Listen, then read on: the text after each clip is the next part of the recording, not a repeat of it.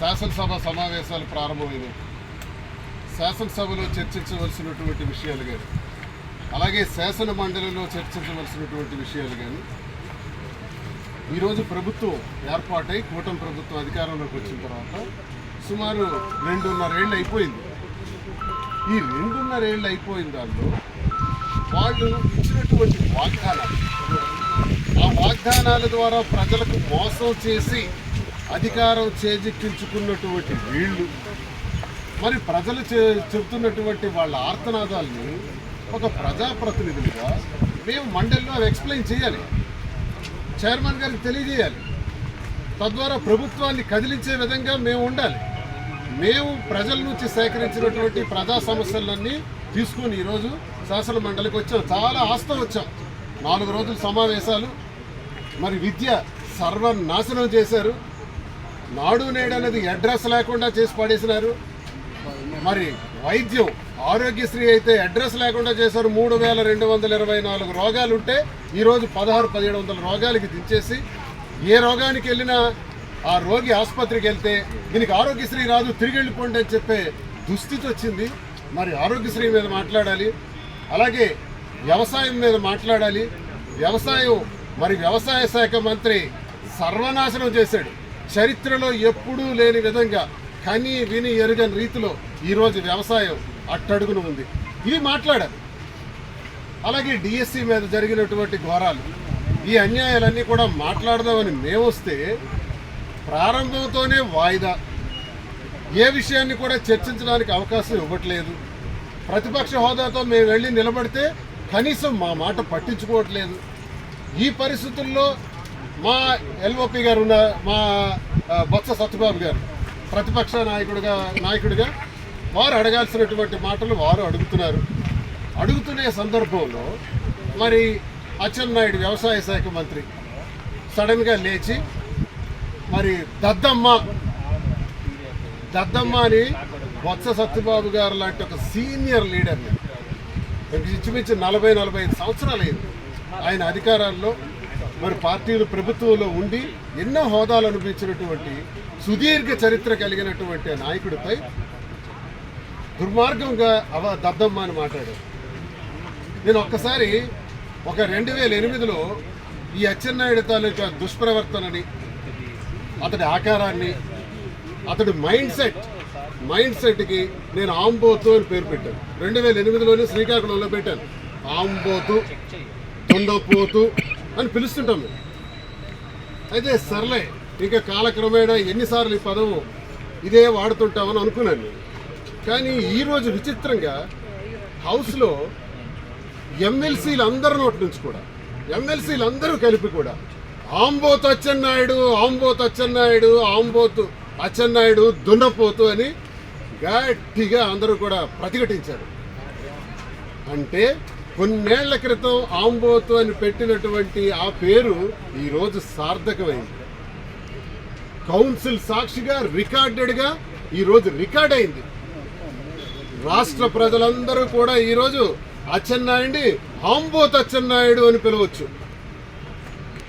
అచ్చెన్నాయుడు, నీకు సిగ్గు, లజ్జ, శరం ఉందా అని అడుగుతున్నాను. అసలు నువ్వు ఒక వ్యవసాయ శాఖ మంత్రి కదా, రాష్ట్రం అంతా వద్దు, నువ్వు నేను పోటీ చేసింది టెక్కల్ నియోజకవర్గమే కదా. మరి ఆ నియోజకవర్గంలోనే ఇటీవల కాలంలో ఎరువు కోసం క్యూలో నిలబడి ఒక వృద్ధ మహిళ మరణించారు. ఎరువు కోసం, యూరియా. ఈరోజు సాగునీటి పరిస్థితి అధ్వానంగా ఉంది. ఎక్కడ చూడండి, వరి పొలాలు చూడండి, కొన్ని పొలాలు పచ్చగా ఉన్నాయి, కొన్ని పొలాలు రంగు మారిపోయాయి, ఆకుపచ్చదనం లేదు, పసుపు రంగులో మారిపోతున్నాయి. కారణం ఏంటంటే యూరియా లేదు, డిఏపి లేదు, పొటాషియం లేదు, సరైన టైంలో విత్తనాలు కూడా ఇవ్వలేదు. ప్రజలందరూ కూడా అష్ట కష్టాలు పడి ఆ విత్తనాలు అధిక ధరలకి ప్రైవేట్ వ్యక్తుల దగ్గర, ప్రైవేట్ వ్యాపారస్తుల దగ్గర కొనుక్కుంటున్నారు. అంతేకాదు, యూరియా మీరు ఒక ఎకరాకి కనీసం 3 బస్తాలు ఇవ్వాలి. యూరియా 240-50 రూపాయలు ఉంటుంది. ఈరోజు యూరియా బస్తా శ్రీకాకుళంలోనే మంత్రి నియోజకవర్గంలోనే 2000 రూపాయలు ఒక యూరియా బస్తా. దొరకడం లేదు. దొరకని కారణంగానే ఆ వృద్ధ మహిళల్ని నందిగాం మండలం పెదలోనిపల్లి అనే గ్రామం నుంచి పినకాన్ అన్నటువంటి ఒక ముసలమ్మ వెళ్ళి ఆ యూరియా కోసం క్యూలో నిల్చొని ఆ తోపులాటలో పడి మరణించారు ఆవిడ. అరే దుర్మార్గుడా అచ్చెన్నాయుడు, నీ నియోజకవర్గంలో యూరియా కోసం ఒక మరణం జరిగింది, కనీసం పరామర్శించావా? కనీసం ఆ గ్రామం పోయావా? పోని ఏ యూరియా కోసం అయితే ఆ వృద్ధ మహిళ మరణించారో అదే యూరియాని సక్రమంగా సప్లై చేయగలుగుతున్నావా?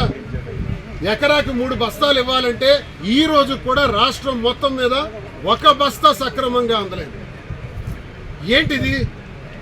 జగన్మోహన్ రెడ్డి గారు ముఖ్యమంత్రిగా ఉండేటప్పుడు రైతు భరోసా కేంద్రాలు పెట్టి రైతు భరోసా 13,500 రూపాయలు ఇచ్చి విత్తనాలు, ఎరువులు, పురుగు మందులు అన్నీ కూడా ముందస్తుగానే అంచనాలు వేసిన విధానంగా అవన్నీ కూడా రైతుకి అందజేసి ఆ పండించినటువంటి పంట గిట్టుబాటు ధర ఇచ్చి ప్రతి ఎకరా కూడా ఇన్సూరెన్స్ కట్టి సంతోషంగా రైతులందరూ కూడా గుండె మీద చేసుకొని మా ధాన్యాన్ని మేము అమ్ముకోగలుగుతున్నాం, మా అకౌంట్లోకే మాకు మద్దతు ధర వస్తుంది, ప్రభుత్వం మద్దతు ధరతో పాటు రైతు కూలీల ధర, రవాణా ఛార్జీల ధర, గోనె సంచుల ధరలు అన్నీ కలిపి అకౌంట్కి ఇచ్చినటువంటి పరిస్థితి. అగ్రికల్చర్ ఆఫీసరే కాదు, ప్రతి సచివాలయంలో కూడా వాలంటీర్స్తో పాటు ఒక అగ్రికల్చరల్ ఆఫీస్, వీళ్ళందరి సహకారంతో బ్రహ్మాండంగా జరిగినటువంటి వ్యవసాయం ఈరోజు దుస్థితి. యూరియా కోసం మరణాలు, యూరియా కోసం క్యూ లైన్లు. ఇంత దద్దమ్మ ఎవడు వెధవ, ఎవడు ఇందులో దుర్మార్గమైనటువంటి పనులు చేస్తున్నాడు? అచ్చనాయుడు నువ్వు కాదా? ఆంబోతులో నిద్రపోవటం లేదా నువ్వు? ప్రతిరోజు నీకు కలెక్షన్ కావాలి. నేనే చెప్తాను నీ లెక్కలు. 75 కోట్ల రూపాయలు బియ్యాన్ని విశాఖపట్నంలో ఓ గోడౌన్లో దాచి పేదవారి తాలూకా బియ్యాన్ని, పేదవారికి ఏదైతే ప్రభుత్వం సప్లై చేస్తుందో అదే బియ్యాన్ని తిరిగి కొని మళ్ళీ ప్రభుత్వ ధరకి నువ్వు కొనిపించావంటే దానిలో 75 కోట్ల కుంభకోణం జరిగింది. అది ఆ మాట నేను అన్నాననే ఈ మధ్య నా మీద పాత కేసులు తీసి నీకు జైల్లో పెట్టిస్తాను, స్టేషన్స్లో తిప్పించో, పెట్టి ఇక్కడే జైల్లో. ఏం పీకుతావు నాకు అని అడుగుతున్నాను. నువ్వు జైల్లో పెడితే ఎదిరిపోతానా? అంబోతు నీతోటి 25 సంవత్సరాలుగా యుద్ధం చేస్తున్నాడు కదా, జైలుకు జడుస్తానా, పోలీస్ కేసులకు జడుస్తానా? నేను రెడీ, కావాలంటే పెట్టుకో. ఇక్కడే ఉన్నా, పోలీస్ స్టేషన్లకి కేసులకి అదిరేది లేదు మిస్టర్ ఆంబోతు అచ్చెన్నాయుడు. నీకు ఈరోజు ఇంకా గట్టిగా మేము పదం వాడతాం.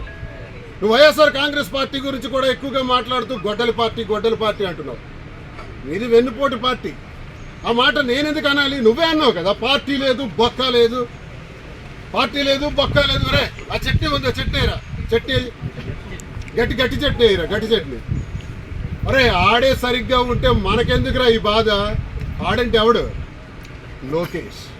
లోకేషే సరైనోడైతే మనకెందుకురా ఈ బాధ అని అన్న లుచ్చా ఎవడు?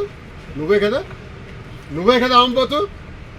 వాళ్ళకి తిట్టాలంటే తిట్టుకో, వాళ్ళకి మాట్లాడాలంటే మాట్లాడుకో.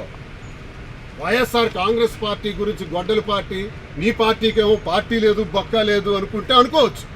వైఎస్ఆర్ కాంగ్రెస్ పార్టీ గురించి గొడ్డలి పార్టీ అంటే మరి మీది వెన్నుపోటు పార్టీ కదా, వెన్నుపోటు చేసే కదా ఈ స్థాయికి వచ్చారు.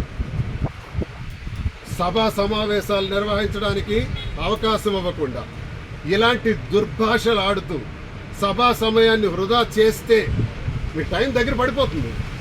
మీరేదో మా కేసులు పెట్టేసి మాకు జైల్లో పెట్టేసి ఇబ్బంది పెట్టేస్తారనుకుంటే ఇంతకంత ఉంటుంది. నా సంగతి తెలుసు కదా అంబోతు, నీకే క్లారిటీగా అడుగుతున్నా.